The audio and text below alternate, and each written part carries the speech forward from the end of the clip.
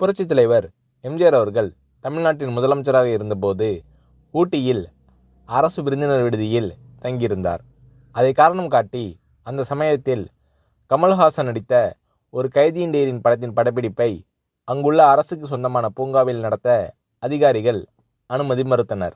தன்னை மக்களிடம் நெருக்கமாக்கிய திரையுலகிற்கும் அதன் கலைஞர்களுக்கும் எம்ஜிஆர் அவர்கள் எவ்வளவோ உதவிகள் செய்துள்ளார். திரையரங்கு உரிமையாளர்களுக்கு சுமையாக இருந்த விற்பனை வரி செலுத்தும் முறையை நீக்கி ஒரு காட்சி நடந்தால் இவ்வளவு வரி கட்ட வேண்டும் என்ற அடிப்படையில் காம்பவுண்டிங் டாக்கீஸ் முறையை முதலமைச்சர் எம்ஜிஆர் அவர்கள் அமல்படுத்தினார். அப்படிப்பட்டவர் படப்பிடிப்பு நடத்த அனுமதி மறுப்பாரா? விஷயம் அறிந்த எம்ஜிஆர் அவர்கள் ஒரு கைதியின் டைரி படப்பிடிப்பை அதே அரசு பூங்காவில் நடத்த சொல்கிறார். படப்பிடிப்பையும் காண வந்து விடுகிறார்.